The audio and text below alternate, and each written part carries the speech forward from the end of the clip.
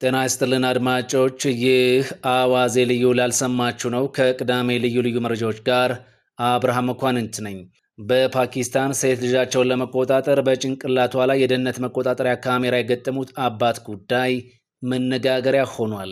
የአንጋፋው አርቲስት አስረስ በቀለ 60ኛ ዓመት በአራዳ ኤፍኤም 95.1 በቀጥታ ስርጭት ተከብሮለታል። ግብጽ በራሰ በራሶች ላይ ግብር ትጥል እንደነበር እንነግራችኋለን። ከዚህ በተጨማሪም ጺም በሚያጎፍሩ ሰዎች ላይም ግብር የሚጥሉ ሀገራት እንደነበሩና ሌላም ግብር ይጣልባቸው የነበሩ ጉዳዮችን እናጋራችኋለን። አብራችሁን ቆዩ። ሴት ልጃቸውን ለመቆጣጠር በጭንቅላቷ ላይ ካሜራ የገጠሙት አባት ጉዳይ ብዙ እያነጋገረ ቀጥሏል። ፓኪስታናዊ አባት ይህንን ድርጊት የፈጸሙት የልጄን ደህንነት ለመከታተል ነው ብለዋል። ካራቺ በተሰኘችው ከተማ በሴቶች ላይ የሚደርሱ ጥቃቶች መበራከት የብዙ ወላጆች ስጋት ነው። ቤተሰብ የልጁን ደህንነት ለመከታተል የተለያዩ ነገሮችን ሲያደርግ መመልከት የወላጅም ደንቡ ነው። ወላጆች ልጆቻቸው ከቤት ውጭ የሚኖራቸውን እንቅስቃሴ ሰላማዊ መሆኑን ለማረጋገጥ አቅማቸው ከፍ ያለና ገንዘብ ያላቸው ሰዎች የግል ጥበቃ ሲቀጥሩ፣ ሌሎች ደግሞ የልጆችን እንቅስቃሴ በመገደብ ደህንነታቸውን ለማረጋገጥ መጣራቸው አዲስ ነገር አይደለም። ከወደ ፓኪስታን የተሰማው ዜና ግን እስካሁን ከታዩት የጥበቃ አይነቶች ሁሉ ለየት ያለም ይመስላል። የልጁን ደህንነት ለመቆጣጠር በጭንቅላቷ ላይ የደህንነት ካሜራ ያስገጠመው አባት መነጋገሪያ ሆኗል። ፓኪስታናዊ አባት በተለምዶ በመኖሪያ ቤቶችና በድርጅቶች ላይ የሚገጠመውን መጠኑ ከፍ ያለ የደህንነት ካሜራ በጭንቅላቷ ላይ አድርጋም እንድትንቀሳቀስም ወስኗል።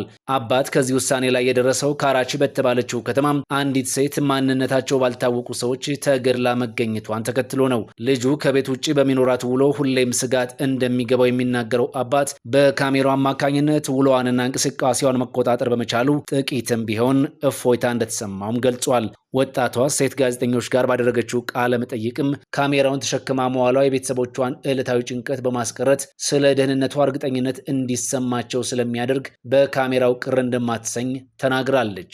በተጨማሪም ካራቺ ወጣቷ በምትኖርበት ከተማ በሴቶች ላይ የሚፈጸመው ጥቃት አስጊነት ደረጃ ከፍተኛ መሆኑን ተከትሎ ወላጆች መሰል ለሰዎች ግራ የሚያጋቡ ውሳኔዎችን ቢወስኑ አያስገርምም ነው ያለችው። ጉዳዩ በማህበራዊ ትስስር ገጽ መነጋገሪያ መሆኑን ተከትሎ ብዙዎች የወላጆችን የስጋት ደረጃ መረዳት ቢችሉም ካሜራው ምን ያህል የደህንነት ዋስትና ሊሆን እንደሚችል ግን ጥያቄ አንስተዋል። ሌሎች ደግሞ ካሜራው የልጅቷን ማህበራዊ መደበኛ ህይወት የሚጋፋ ነፃነቷንም የሚጥስ ነው ሲሉ ድርጊቱን ተቃውመውታል። ግብጽ በራሰ በራሶች ላይ ግብር ትጥል እንደነበር አሁን እንንገራችሁ። ሀገራት የበጀት ክፍተታቸውን ለመሙላት አስገራሚና ያልተለመዱ የግብር አይነቶችን ሲጥሉ ይስተዋላሉ። ፈረንሳይ ለ125 ዓመታት የበርና መስኮት ግብር ታስከፍል እንደነበር ይነገራል። መንግስታት የበጀት ክፍተታቸውን ከሚሞሉባቸው መንገዶች መካከል አንዱ ግብር ነው። በተለያዩ ወቅት ሀገራት በኢኮኖሚ ቀውስ ውስጥ ሲገቡ የሚያስተዋውቋቸው የግብር አይነቶች ግርምትንም የሚያጭሩም ናቸው። ለህፃናት ስም የሚከፈል ግብርም ነበረ። በስዊድን ለህፃን ልጅ የሚወጣ ስም 5 ዓመት ሳይሞላው ወይም ሳይሞላት ግብር ተከፍሎ መጽደቅ ይኖርበታል። ለህፃኑ ወይም ለህፃኗ የወጣው ስም ካልጸደቀ ወላጆች $707 ቅጣትም ይከፍላሉ።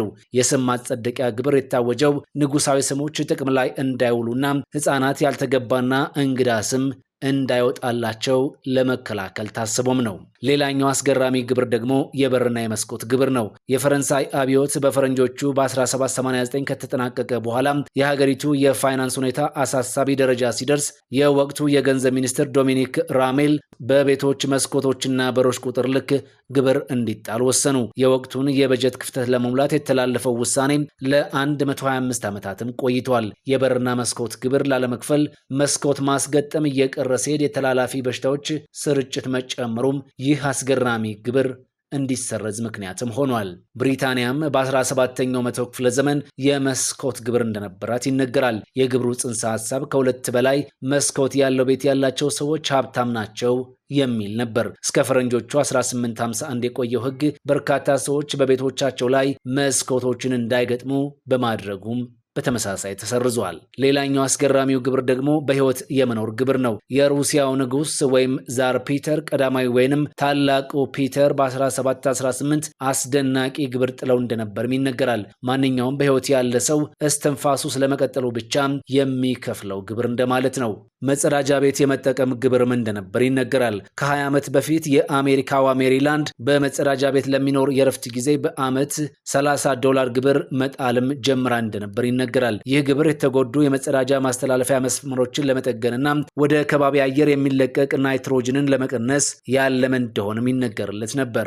ከዚህ በተጨማሪ ደግሞ በግብጽ ራሰ በረሃ ሰዎች ግብር ይከፍሉ እንደነበርም ይታወቃል። በግብጽ በ15ኛው መቶ ክፍለ ዘመን ሱልጣን ባርሴቤ ያስተዋወቁት የግብር ሕግም በዓለም አቀፍ ደረጃ ግራሞትን ከሚጭሩ የግብር አይነቶች ተጠቃሽም ነበር። ሱልጣን ባርሴቤ በካይሮ ኮፍያ ያደረጉ ሰዎችን እያስወለቁ ራሰ በራ የሆኑትን ግብር ማስከፈል ጀምረው እንደነበርና ነቀፌታው ሲበዛ እንደቆመም በታሪክ ተመዝግቧል። ከጺም ጋር የተገናኘውን ግብር እንንገራችሁ። እንግሊዝ በ1535 በንጉስ ሄንሪ 8ኛ የጺም ግብር አስተዋውቃ ነበር። ይህንን ግብር ለመጀመሪያ ጊዜ ተግባር ያደረጉት ግን የሩሲያው ንጉስ ዛር ወይም ታላቁ ፒተር ነበሩ። ጺማቸውን የሚያሳድጉ ሰዎች በዓመት ከ30 እስከ 100 ሩብል ግብር እንዲከፍሉ ያደርጉ እንደነበርም ተገልጿል። ይህ ግብር ፖሊሶች ጺማቸውን ከማሳደግ እንዲቆጠቡ ለማድረግ ያለመ እንደሆነም ተመዝግቧል። ሌላኛው ግብር ደግሞ የላም ባለቤቶች ላይ የሚጣል ግብር ነበር። ዴንማርክ ላም ያላቸው አርሶ አደሮች ላይ ግብር ትጥላለች። በአንድ ላም ላይ ደግሞ $96 በዓመትም ታስከፍል ነበር። ግብሩ ላሞች ወደ ከባቢ አየር የሚለቁት በካይ ጋዝ በአካባቢ አየር ላይ ብክለት ያስከትላል በሚል የሚጣልም ሲሆን የሚሰበሰበው ገንዘብም ለአየር ንብረት ለውጥ ጥበቃ ይውላል ተብሎ ተመዝግበዋል። በስተመጨረሻ የምናየው ደግሞ የፀሐይ ግብር ነው። ጣሊያን ደግሞ ፀሐይ መሞቅ በነፃ መሆን የለበትም የምትል ትመስላለች። አንዳንድ ካፍቴሪያዎች ላይ ውጭ ላይ ፀሐይ እየሞቁ ካፑቺኖ ለመጠጣት የፀሐይ ግብር ጨምረው እንደሚያስከፍሉ ነው የተነገረው። የአንጋፋው አርቲስት አስረስ በቀለ 60ኛ ዓመት በአራዳ ኤፍኤም 95.1 በቀጥታ ስርጭት ተከብሮለታል። በሀገራችን የኪነ ጥበብ መስክ የራሱን አስተዋጽኦ ያበረክተው አንጋፋው አርቲስት አስረስ በቀለ 60ኛ ዓመት የልደት በዓል ልዩ ፕሮግራም በሬዲዮ በቀጥታ ስርጭት ነው የተከበረለት። አስቂኝ ጭብጥ ባላቸው የኮሜዲ ስራዎችና በድርሰት ሙያ ትልቅ አሻራ ያኖረው አንጋፋው አርቲስት አስረስ በቀለ 60ኛ ዓመትን ምክንያት በማድረግ ከአድናቂዎቹ ከሙያ አጋሮቹና ከአድማጮቹ ጋር በሬዲዮ ቀጥታ ስርጭት ልዩ ቆይታንም አድርጓል። አርቲስት አስረስ በቀለ ባለፉት 35 ዓመታት በኪነ ጥበብና በልጆች መጽሐፍ ደራሲነቱ የራሱን ቀለም የፈጠረ በርካታ አድናቆትን ያተረፈ ሲሆን አሁንም በሚወደው ሙያ እያገለገለ ይገኛልም ተብሏል። በኢትዮጵያ ቴሌቪዥን የመዝናኛ ጭውቶችን በመድረስና በመተወን ትልቅ ከበሬታንም አትርፏል። በልጆች ክፍለ ጊዜ አዘጋጅነቱም ስመጥር ከመሆኑም በላይ ኪነ ጥበብ ለትውልድ ግንባታ እንዲውል ከፍተኛ ሚና እንዳበረከተም ይነገርለታል። በዚህም ልዩ ይዘት ያላቸው 16 የልጆች ተረት መጽሐፎችን በማሳተምም ለትውልድ እንዲደርስም አስችሏል። በትወና በድርሰትና በመሳሰሉ ዘርፎች ከ70 በላይ ልዩ ልዩ የጥበብ ስራዎች ላይ በመሳተፍም አድናቆትን አትርፏል። ይህንን የአርቲስቱን ፕሮግራምም ከአራዳ ኤፍኤም ጋር በመተባበር ያዘጋጀው ተወዳጅ ሚዲያና ኮሚኒኬሽን ነው። ይህ አዋዜ ልዩ ላልሰማችሁ ነው። ፈጣን ያልተሰሙ መረጃዎችንና ትኩስ የኪነ ጥበብ ዜናዎችን ለማግኘት የቁም ነገር ሚዲያ የዩቲዩብ ቻናልን በመቀላቀል ቤተሰብ የሆኑ ቻናላችንን ሰብስክራይብ ያድርጉ። በቲክቶክም አለን። ቁም ነገር ሚዲያ ኦፊሻል ብለው ይከተሉን። እናመሰግናለን። ቁም ነገር ሚዲያ፣ ለቁም ነገር እንሰራለን።